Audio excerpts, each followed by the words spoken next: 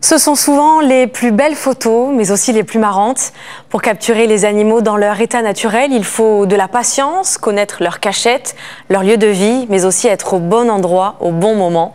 Nous en parlons avec mon invité. J'accueille sur ce plateau Robert Forte. Bonsoir. Bonsoir. Merci beaucoup d'être avec nous. Vous êtes photographe animalier. En ce moment et jusqu'au 17 mars prochain, vos photos sont exposées au musée de la photographie à Nice. Le titre de cette exposition, on la voit à l'écran, Robert Forte, regard sur les Alpes sauvages. Alors vous avez un parcours un petit peu atypique.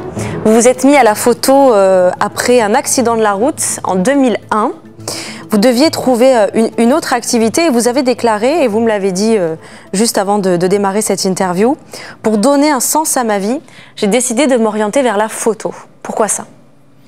Je me suis orienté par la photo pour déjà parce que j'adorais la montagne. Je me suis dit, tiens, je vais faire des photos. Au lieu de rien faire, je vais commencer à faire de la photo. Et je me suis orienté dans les Alpes et ça a commencé comme ça. Et après, c'est devenu vraiment une passion. Vous êtes originaire d'ici, les Alpes, vous les connaissez, les Alpes du Sud? Je connais bien les Alpes du Sud au Nord, jusqu'à dans les Dolomites. Et alors pourquoi est-ce que vous avez choisi ce milieu des animaux?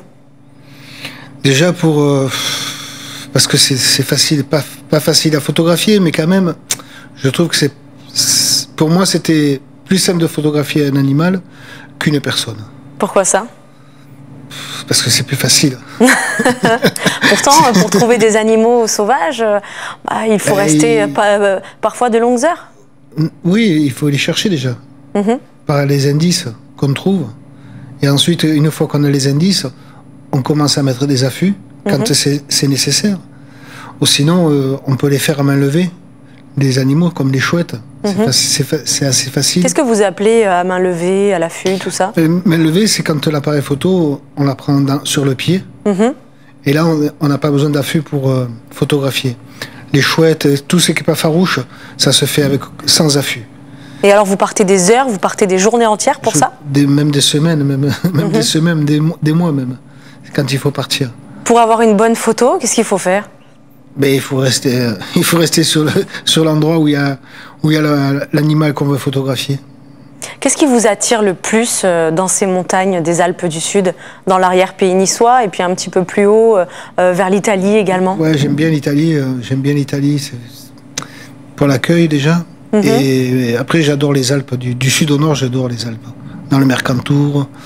Après, on a aussi les Dolomites qui sont fantastiques. Ce sont les paysages, les textures, les feuilles, tout ça? Les paysages, ouais, les paysages et les ambiances surtout. Alors, avant de venir sur notre plateau, vous nous avez envoyé plusieurs photos. Oui. Je les ai toutes regardées. Je crois qu'elles sont exposées d'ailleurs à Nice. Moi, j'ai eu le coup de cœur pour 3 d'entre elles. La première, c'est la photo d'un hermine. Alors, on va la voir à l'écran d'ici quelques instants. La photo d'un hermine, en fait, un hermine, c'est comme un petit renard, c'est ce que j'ai envie de dire, mais tout blanc. Plus petit, hein. Plus petit qu'un renard. Oui, c'est comme une belette. Vous voyez? Et il y en a beaucoup dans les Alpes? Il y en a. Il faut les chercher. Hein. Pas évident. Comment est-ce que vous avez réussi à capturer cette photo-là? On voit que là, il est sur la neige, il est en train de monter. Comment est-ce que vous avez fait? Cette photo, je savais où elle était. Et donc, l'hermine, c'est curieux. C'est pas très farouche. Vous pouvez nous raconter les coulisses de cette photo?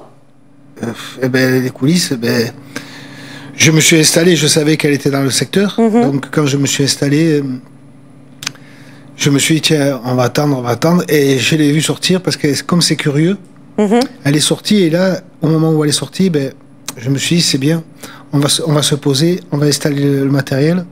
On n'avait pas besoin d'affût. Hein. Et vous étiez camouflé? Non, pas du tout.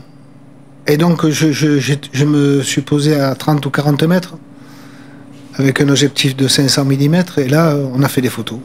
C'était avec mon épouse. Avec votre épouse, elle vous suit? Oui. Elle aime beaucoup ça? Pas mal, c'est sympa. Alors, il y a aussi une autre photo qu'on a beaucoup aimée ici. Alors, je crois que c'est une buse. Moi, j'appellerais ça une buse, non? Cirquette Jean Leblanc. Ah vous voyez, moi, je m'y connais moins que vous. C'est des migrateurs. C'est des migrateurs qui arrivent au mois de mars et qui repartent au mois d'octobre en Afrique. Est-ce que vous pouvez nous la décrire, cette photo? Ça faisait un moment que j'étais à l'affût. Là, on était à l'affût. Parce que les rapaces, ça se fait à l'affût. Là, on était à l'affût, donc on était en il fallait compter 200 mètres. Et on commençait l'affût le matin à 6-7 heures du matin. On le quittait le soir à 6 heures. Et c'est des mangeurs de serpents. Donc, dès qu'ils avaient un serpent, ils arrivaient au nid. Comme on peut le percevoir, il y a le petit au nid. Donc là, c'est un mâle et une femelle avec... Mâle et femelle et le petit, le juvénile. Alors, pour prendre une photo comme ça, vous montez à un arbre? Comment est-ce que ça se passe? Là, j'étais en face sur une falaise. Et donc, j'étais juste au niveau du nid. Et c'était magique. Magique, parce qu'une fois qu'ils avaient retiré le serpent du bec, ils décortiquent tout le serpent pour le petit. Mais c'est magique. J'en ai les frissons quand je vous en parle, parce que c'est extraordinaire, la nature comme elle est. Je me suis vraiment éclaté ce jour-là. C'était super. Et une fois que les oiseaux vous repèrent, est-ce qu'ils partent? Non. Ils sont curieux? Et, disons, on essaye de pas trop les déranger non plus, hein. Surtout au nid. Là, c'est bien parce qu'il y avait le petit au nid. Quand il y a le petit au nid, ils sont moins protecteurs peut-être. Voilà. Et donc, quand il n'y a pas les petits au nid, c'est plus dans. Il vaut mieux pas y aller. Il vaut mieux être en planque. Là, c'est le perchoir.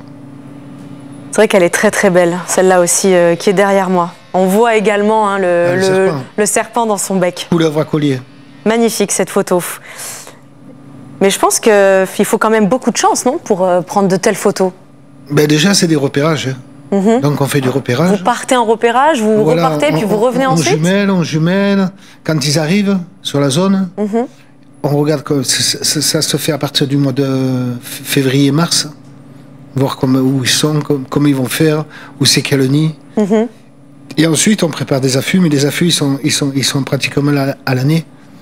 Alors là, on a vu beaucoup d'oiseaux, des rapaces, mais il y a une autre photo, et c'est un petit peu ma préférée. Donc c'est la photo d'un renard sur la neige. On va la voir d'ici quelques instants. Ah, elle est vraiment très très jolie. Est-ce que vous pouvez nous la raconter, celle-là? Elle est même marrante. Alors c'est un renard qui mulotte. Donc c'était là en fin d'après-midi. J'y allais tout le temps en fin d'après-midi. C'est dans le massif des Écrins, ça. Et tous les après-midi, j'allais me poster dans un endroit, mais j'avais pas besoin d'affût. Et je le surveillais, et il venait.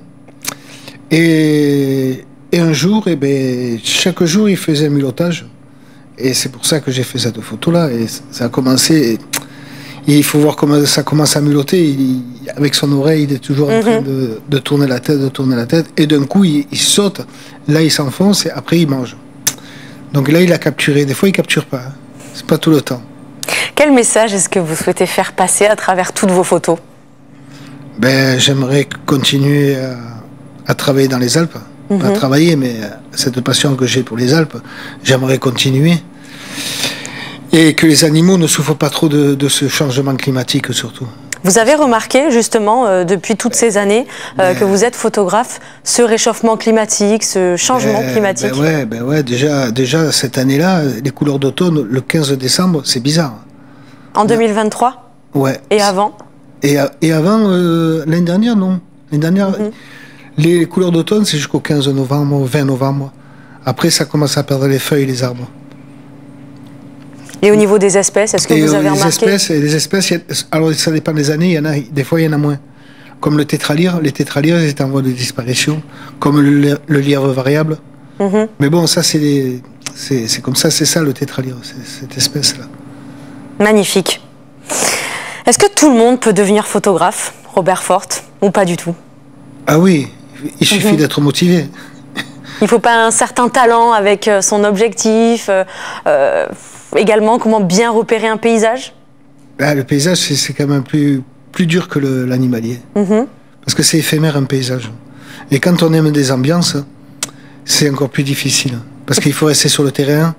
La plupart des photos que j'ai exposées, c'est des photos avec des nuages, si vous avez remarqué. Et c'est des photos que ça ne se fait pas un jour ou 2 jours. Hein.